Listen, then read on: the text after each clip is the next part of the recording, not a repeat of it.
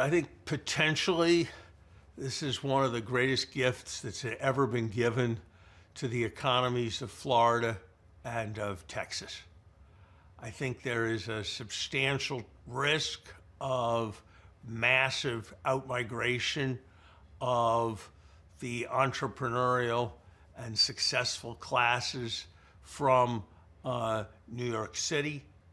I think the history of democratic socialism is a history of perpetuating poverty and poor social service. It has been said that rent control is the second best way to destroy a city after bombing. And because of what it leads to in terms of underinvestment in repairing, maintaining, constructing new apartments, I think this is likely to exacerbate rather than improve issues around housing affordability in New York.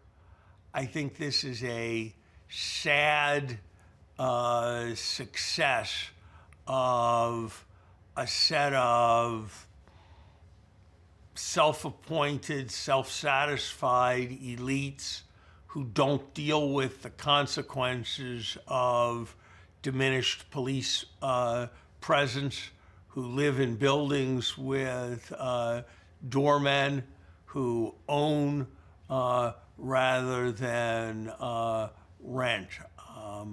I am very troubled by this development.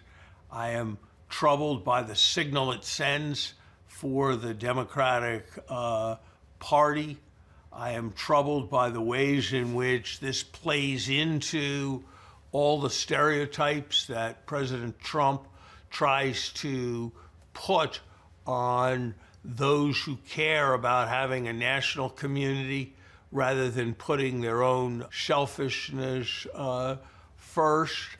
And I have to say that the electoral success of a candidate who has embraced the phrase globalize the intifada, has refused to move away from that, makes this feel like a very scary time in the United States. And I think that it is possible that if our democracy does decline, and I seriously hope and still expect that these things are cyclical rather than going off an edge.